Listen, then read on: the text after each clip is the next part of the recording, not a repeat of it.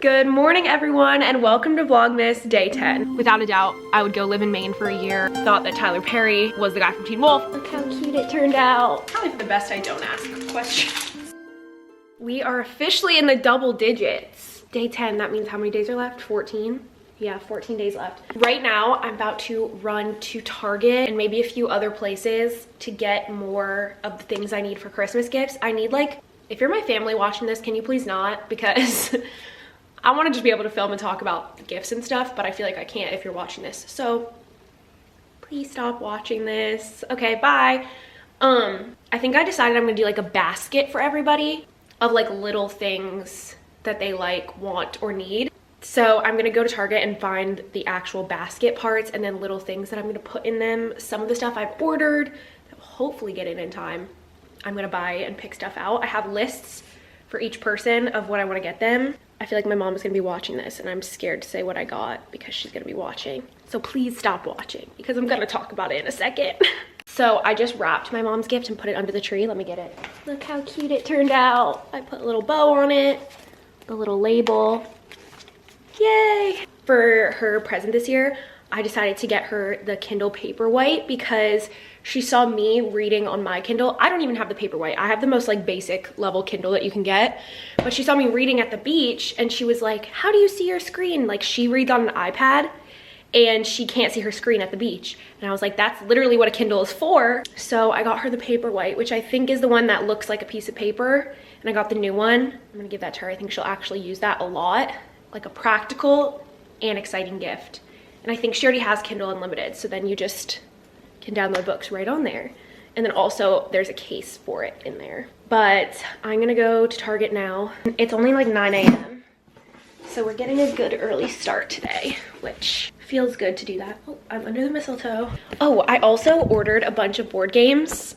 I just put them all away, but I didn't put this one away because I'm gonna bring it home when I go to my family's for Christmas. It's called Scrawl. Ignore that picture. It's called Scrawl. And I saw this in one of Zoe Suggs' old vlogs and I had to buy it because I think it'd be so fun to play with my family. But basically, one person picks up a card and it will say something so specific. Like it will say like punching a ghost. That was the example on the box. And you have to draw a picture of punching a ghost, but you can't tell anyone what you're drawing. Then the person next to you has to guess what you're drawing. They write it down in words, what they think you're drawing. And then they show those words to the next person and the next person has to draw those words. And then that person shows the drawing to the person next to them. They have to write down what they think it is in words. And then you see what the last picture is versus the first picture. And it always ends up being something like really funny. So I was watching them play that and I was like, I need to buy that game. I love a Christmas game and a Christmas puzzle. I need to find a puzzle. Last year we sat, or was it 2 years ago? Or both years, I think. We sat doing a puzzle every single day and I don't even know if we ever finished it, but me and my younger brother get really into the puzzles. So I'm gonna try to find a puzzle too, maybe. Okay, unfortunately, I think all of these are a little bit too small for what I need. I just got home. I need to show you what I got. My main goal of that shopping trip was to get baskets to put all the gifts in, and I didn't get that at all. They didn't have any big baskets. They were all like small, but also I thought of a little DIY I could do. I could just get a cardboard box that's the right size, cut it in half so it's just like the bottom with a little bit of walls, wrap that in wrapping paper so it looks like a Christmas gift, and then put everything in that. So I think I'll end up doing that. I just need some cardboard boxes. Do I even have any? I don't. I just took out my recycling, of course. But what I did get, again, family, do not watch this. For my older brother and his girlfriend, I decided to do a combined like gift for both of them. So I'm gonna do a basket and give it to them to share. So I got them, the first thing I got was the We're Not Really Strangers couples edition. We're Not Really Strangers is one of my favorite discoveries I've ever made. I started playing it in college. I think I got it my sophomore year of college. It's just a card game and it's 3 different levels. The first level is like about you, the second level is about the person you're playing with, and then the third level is about you guys together. This is the couples version, but the regular version you can play, basically the premise is like you could play it with a complete stranger and by the end of it you'd know every deep thing about them. And it's like very deep questions, but they're not like uncomfortable. It's like, tell me one favorite thing about your mom. It like asks questions like that to where like you get to know someone on a deep level. And the couples one is similar to that, but it's like about your relationships. It's like connection, reflection, and something else, and it's all like about each other, attachment styles, your relationship. Like it asks a bunch of questions, and honestly it is like a transformative experience to play this game, like because it's questions you would never think to ask someone or to ask your partner, or things that you've wanted to communicate but you've never really known how, but this gives you like an opening because it's opening that question. So I got them this card game because I love playing this and a glass of wine. Dream date. I love how the back says, what's more romantic than being understood? Again, I'll add this to the vlogmas links in the description, so if you guys want to go buy it, I'll link it. I got this candle. It just smells so good. It's sandalwood and cardamom musk. It smells exactly like the Salt and Stone body wash that I used to be obsessed with and ran out of and haven't rebought, and this just reminded me of it, so I got that. I'm going for a red and black color scheme for their gift. And then I got this silver picture frame. I'm gonna put a picture of them in it from our last family trip so they could put it in their apartment. Thought that would be cute. And then I got them each a bag of candy that I know they like. Then for my little brother, I couldn't really find anything. I already have one thing for him, and I got this huge bag of his favorite candy to put in. So that's all I got. I didn't get any baskets. I just got all this random stuff. But gift giving is like, I love when I have time to think of a good gift and I'm really confident in the gifts I get.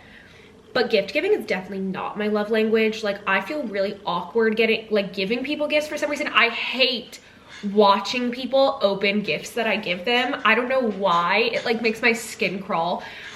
And like, I remember when my cousins came to visit, I like made them a whole basket and like put it in their room.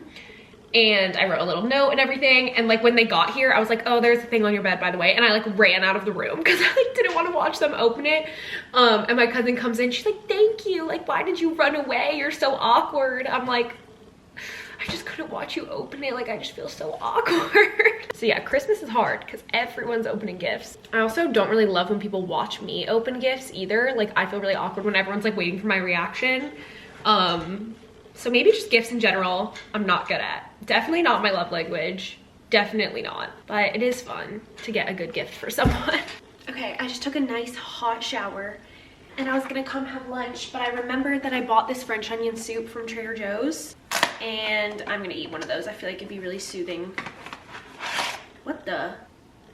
This is not what I expected. I thought it was gonna be in like a little pot. Wait, what? Place one soup in a microwave safe bowl, heat on high for 3 minutes, stir and heat for 2 minutes more. This looks very questionable. How do they get it in this like vacuum sealed bag, but it's in the shape of a cylinder? You know, it's probably for the best I don't ask questions. I wish I had some fresh baked bread to enjoy this with, but I don't.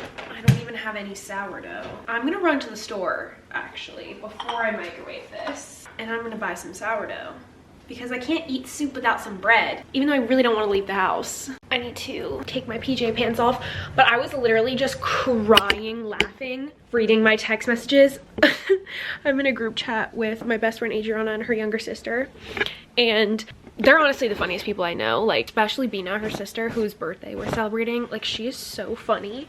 And we were talking about like one time I said out loud, I don't know any celebrities, okay? This is like a running theme in my life and like a joke with my friends is you could be talking about a celebrity, I have no idea who you're talking about. I have no idea what they look like. I don't know if they're an actor or what they are. I don't know any actors. If you try to quiz me on an actor, I don't know one actor's name. Because I also have like never seen any movies. Like this year, I just watched The Grinch for the first time. Like the Jim Carrey Grinch. That's how little of movies I've ever seen. Like, I've never even seen the classics, so I don't even know actors. I don't even know what Jim Carrey looks like, to be honest. I just know that he's the Grinch. I don't know what anyone looks like, okay? And Kylie and I were talking one day. I don't remember the context, because again, I don't know what movie she was talking about. But she said something about Tyler Perry. And I said, oh, the guy from Teen Wolf? Like, being 100% deadass, like, I thought that Tyler Perry was the guy from Teen Wolf. she starts crying, cracking up, laughing. And I'm like, what's so funny? And I look it up. That's Tyler Posey. Completely different individual. I was explaining that story in the group chat just now to Adriana and Bina, and they both are like dying laughing, and then explaining how Bina said, wait, I need to find the chat. Bina said, didn't Jane Goodall write Pride and Prejudice? And that just has me dying laughing. And then Bina goes, no, that's not what I said. I said, didn't Jane Austen save the gorillas? And like both ways. That's hilarious. And now I feel like I have to ask you guys, what is like the funniest misconception you've ever made? Because those two are pretty funny to me, but I would love to know like something that you've said out loud along those lines. Like we're just completely wrong, or like something you really thought for a long time was right and then realized when you said it out loud it was not right, because that is just so funny. Or like a celebrity, like Jane Goodall writing Pride and Prejudice is the funniest shit ever. Jane Austen saving the gorillas. Jane Goodall didn't even work with gorillas. I think she worked with chimpanzees. So that whole sentence is messed up. My local grocery store actually sees me almost every single day, because why can I never just get everything I need in one trip? Like I actually go there every day, and the workers at this point are probably like, this girl is here every day without fail. And like, I am, and I'm going there right now to get some bread. I just got back from the store. I got a loaf of sourdough. I'm going to microwave my soup first. It looks so weird. For 3 minutes. And then I think I'm gonna add the bread in when I'm stirring it, and then put it in for the 2 more minutes with the bread. Because you know how French onion soup's supposed to have like soggy bread at the bottom? That sounds gross, but it's so good. Guys, the most giant fly, I think it's literally a horse fly, just flew into the house. It's going crazy and flying everywhere. I hate flying bugs. I hate them. They scare me and freak me out. But my soup is done. I'm gonna add some bread. I'm gonna break it up. I think there's some already in here, but I don't know. This looks so unappetizing. Fly. I'm scared. I'm literally about to go eat in my room. I'm scared. I absolutely deleted that soup in probably 2 minutes. It was great. It was amazing, and I would recommend, and I will be buying that again.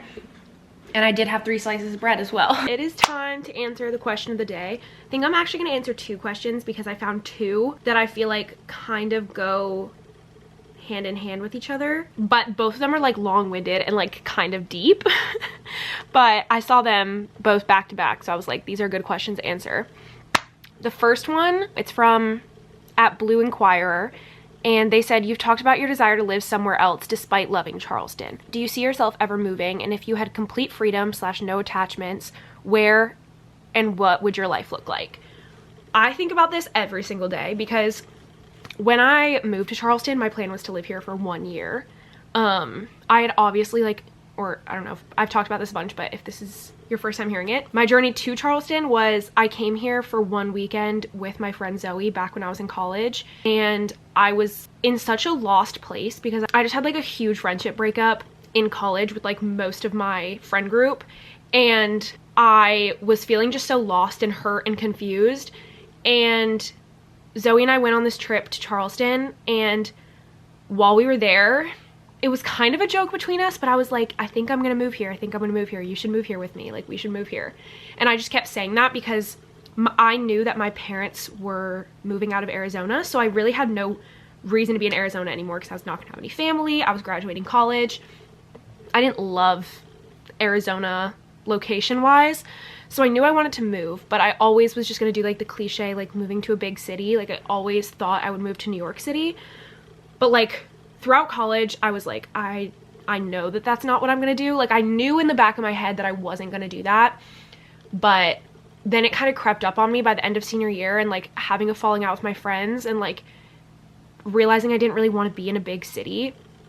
And I was at such a different place. Like, if you watch my videos from college, like I like barely, like I feel so sad for myself because I was sad. Like I was confused and like scared, and I didn't know what my future looked like, and I just wanted to like create a life for myself, and I felt I couldn't do that, but I couldn't put roots down, and I didn't know what I wanted to do. So on this one weekend trip with Zoe and kind of joking about moving to Charleston, I went back and moved into my parents' new house in Florida, and I lived with them for a month over summer. And at that point I was like, why don't I just move to Charleston? Like at first Zoe was gonna come with me, but then we kind of talked about it, and she was like, I don't really want to uproot my whole life. And I was like, that's totally fair. Her whole family's in Arizona. So I was like, but what am I gonna do? Like I can't base my decision on someone else. Like I know I don't want to be in Arizona, and I know I don't want to be in Florida. I don't want to be living at my parents' house. I don't know what I want to do. Why don't I go just try it and like see what happens? So I literally signed a lease having been there for 2 days a couple months prior. Luckily, this actually, I don't know if I've ever told this story. I probably have, but how I met my entire friend group here was so like serendipitous and perfect, and like all the stars aligned to find me like my closest, bestest friends, which like I'm so lucky and grateful for, because they are like the reason that I love Charleston so much. This is gonna be a long story, honestly, so I'm like giving you my life story right now. But basically how I became friends with them in the first place, well, one of the reasons was I saw a TikTok of a girl doing apartment tours in Charleston. As I was in my parents' house Googling apartments, I went on TikTok and like looked up Charleston apartments, and this TikTok came up, and it was Anna Hyde touring apartments in Charleston.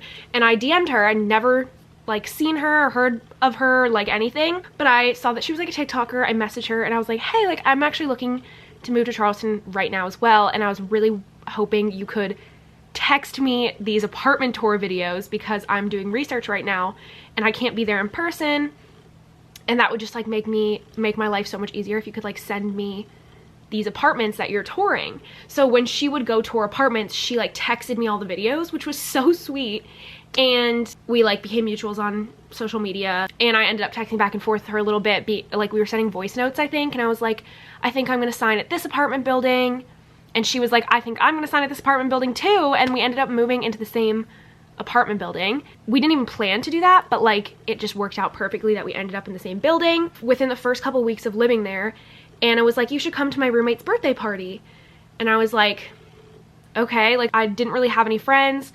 I'd gone on 2 friendship dates with other girls and like was kind of hanging out with them. Like we went to get coffee a few times. One of those friends being Brittany, who is now also one of my best friends. Brittany and I went to get coffee one day. She brought her coworker, Carrie, who's my other friend.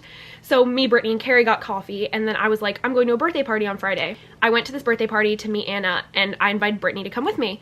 So Brittany comes, and we're in the lobby, and then Carrie walks in, and she's like, what are you guys doing here? And we were like, what are you doing here? And she was like, it's my friend from college's birthday. And I was like, is it on the 3rd floor? Because I'm going to that birthday. And she was like, yeah. It turns out Carrie and Anna went to college together. Brittany and Carrie worked together. I was hanging out with Brittany, and I was hanging out with Anna separately, and everyone was friends, and it was just perfect serendipitous friendship. Then obviously I also went on a friendship date with Kylie. I brought Kylie in after that birthday party, and then the 5 of us have just been like inseparable ever since. And that was like when it solidified to me. I was like, wait, I made great friends here that I connect with on such a deep level. I have never really been part of a big girl friend group, and like it was bringing me something that I've been lacking my whole life, and I was feeling so fulfilled when I moved here, and I like just knew I made the right decision. And I made a decision that was solely for myself, and it just worked out. Then that's why my plan for only living here a year didn't work, because my plan originally was like, I'm gonna try out a bunch of different places and then I'll pick my forever home. But this goes into the next question, which was asked by Kiana Likes Books. They said, what do you think is the most important in life, and what do you do to prioritize that, or what decisions do you make to contribute to that? And that goes into what I was gonna say is, I think one of the most important things in life, I don't know if it's the most important, but one of the most important, is having a community and the relationships you build with people. Like they say, having a village, but also being a villager, contributing to other people's lives and them contributing to yours, and equal and balanced friendship, and having a community of people you can rely on and trust completely. I think it's the most important part of life. And when I had found that here, and they're still my best friends nearly 3 years later, every time I'm like, oh, but I do want to try to live somewhere else, I'm like, why would I give up that community, which I feel like is like low-key the meaning of life? And like giving up a community just to try somewhere new, I'm like, I don't want to leave. Like, I do want roots, and I love having a community, and I love having my friend group, and I love Charleston as a city. I just don't know if I see myself living here forever, because that's never been my in my plan. There were 2 other places that I almost chose to move instead of Charleston, which was Rhode Island and Maine were the other 2 destinations, because in my head I was like, I just feel like I'm such an East Coast, like, northern girl. Like, I never thought I would live in the South. Like, this was genuinely going to be like a 1 year, like, I want to live somewhere not too far from my parents kind of thing. And then it just stuck. So going back to the first question of, like, despite loving Charleston, you've talked about your desire to live somewhere else, and do you see yourself ever moving? And, like, I do think I will move one day, maybe, like, to buy my forever home where I'll have my family and kids. I don't know if that will be here, but that's also very circumstantial on, like, where I'm at in life at that point, and obviously what your partner's doing and their job and your friends and your community. So I just, like, can't really say. But you said if I had complete freedom, no attachments, I would 100% think that, like, if right now I was like, I have nothing to lose and I have no friends, and I was at the same headspace I was in Arizona, without a doubt, I would go live in Maine for a year. I would try all the different places in New England that I've, like, loved, the little small towns I've traveled to. Like, I would definitely do that. But I think having a community is so important to happiness, and, like, at the end of the day, it's the people that make a place. And you can go to the most beautiful place in the world and you'll still feel alone if you don't have anyone. So that is my long-winded response to those both questions. I do think that I'll always come back to Charleston if I were ever to leave. I know my friends would let me come stay whenever I wanted, but, like, at this age, I wouldn't leave. That's my answer, but hopefully that answered your guys' questions.